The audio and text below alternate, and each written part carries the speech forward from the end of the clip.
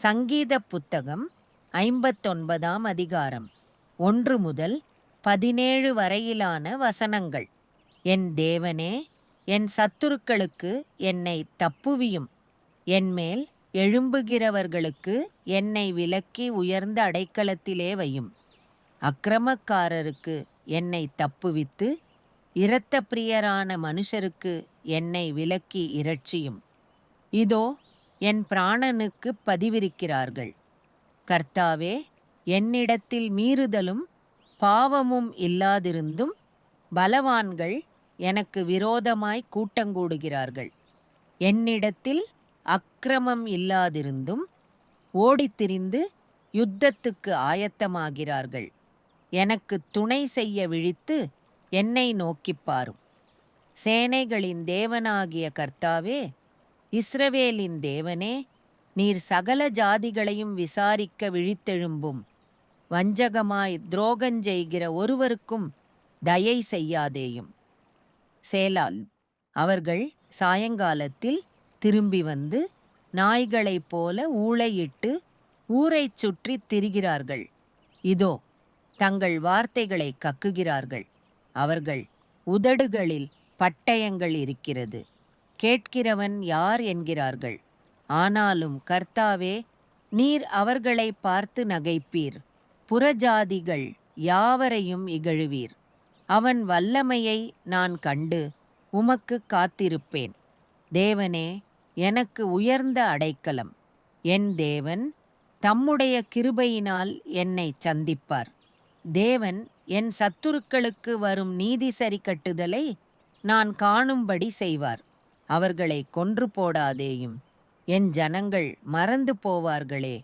எங்கள் கேடகமாகிய ஆண்டவரே, உமது வல்லமையினால் அவர்களை சிதறடித்து அவர்களை தாழ்த்திப் போடும். அவர்கள் உதடுகளின் பேச்சு அவர்கள் வாயின் பாவமாயிருக்கிறது. அவர்கள் இட்ட சாபமும் சொல்லிய பொய்யும் ஆகிய இவைகளின் நிமித்தம் தங்கள் பெருமையில் அகப்படுவார்களாக. தேவன் பூமியின் எல்லை வரைக்கும் யாக்கோபிலே அரசாளுகிறவர் என்று அவர்கள் அறியும் பொருட்டு அவர்களை உம்முடைய உக்கிரத்திலே நிர்மூலமாக்கும். இனி இராதபடிக்கு அவர்களை நிர்மூலமாக்கும். சேலா. அவர்கள் சாயங்காலத்தில் திரும்பி வந்து நாய்களைப் போல ஊளையிட்டு ஊரைச் சுற்றித் திரிகிறார்கள். அவர்கள் உணவுக்காக அலைந்து திரிந்து திருப்தியடையாமல் முறுமுறுத்து கொண்டிருப்பார்கள்.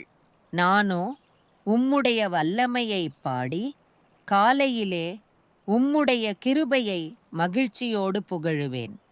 எனக்கு நெருக்கமுண்டான நாளிலே நீர் எனக்கு தஞ்சமும் உயர்ந்த அடைக்கலமுமானீர். என் பெலனே, உம்மை கீர்த்தனம் பண்ணுவேன். தேவன் எனக்கு உயர்ந்த அடைக்கலமும் கிருபையுள்ள என் தேவனுமாயிருக்கிறார். சங்கீத புஸ்தகம் 59ஆம் அதிகாரம் 1 முதல் 17 வரையிலான வசனங்கள்.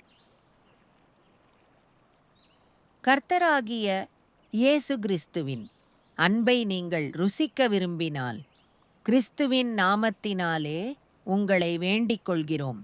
தேவனுடன் ஒப்புரவாகுங்கள். தேவன் உலகத்தை மிகவும் நேசித்தார். அதனால் அவர் தம்முடைய ஒரே குமாரனை கொடுத்தார்.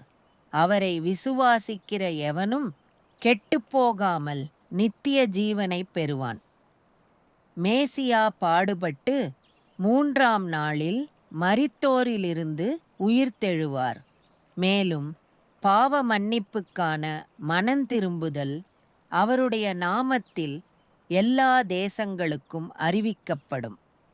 இன்று நீங்கள் அவருடைய சத்தத்தை கேட்டால் உங்கள் இருதயங்களை கடினப்படுத்தாதிருங்கள். இப்பொழுதே உகந்த காலம், இப்பொழுதே இரட்சிப்பின் நாள். ஐயா, இரட்சிக்கப்படுவதற்கு நான் என்ன செய்ய வேண்டும்? கர்த்தராகிய இயேசு கிறிஸ்துவை விசுவாசி.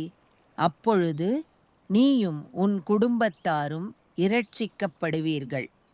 இயேசுவே கர்த்தர் என்று உன் வாயினால் அறிக்கையிட்டு தேவன் அவரை மரித்தோரிலிருந்து எழுப்பினார் என்று உன் இருதயத்தினாலே விசுவாசித்தால் நீ இரட்சிக்கப்படுவாய். நீங்கள் மனந்திரும்பி உங்கள் பாவ மன்னிப்பிற்காக இயேசு கிறிஸ்துவின் நாமத்தில் ஞானஸ்நானம் பெறுங்கள். அப்பொழுது பரிசுத்த ஆவியின் வரத்தை பெறுவீர்கள். வேறொருவரிலும் இரட்சிப்பு இல்லை. நாம் இரட்சிக்கப்படுவதற்காக வானத்தின் கீழ் மனிதர்களுக்கு கொடுக்கப்பட்ட வேறு எந்த பெயரும் இல்லை. ஒரே தேவன் உண்டு. தேவனுக்கும் மனிதர்களுக்கும் இடையில் ஒரே மத்தியஸ்தர் உண்டு. அவரே மனிதனாகிய கிறிஸ்து இயேசு. கர்த்தராகிய இயேசு கிறிஸ்துவின் கிருபையும் தேவனுடைய அன்பும் பரிசுத்த ஆவியின் ஐக்கியமும் உங்கள் அனைவரோடும் இருப்பதாக. ஞானமுள்ள ஒரே தேவனாகிய நம் இரட்சகருக்கு இப்பொழுதும் என்றென்றும் மகிமையும் கனமும் ஆதிக்கமும் வல்லமையும் உண்டாவதாக. நன்றி மற்றும் ஆமென். அகபாவோ எதிரொலிகள், எல்லைகளை கடக்கும் சாட்சிகள்.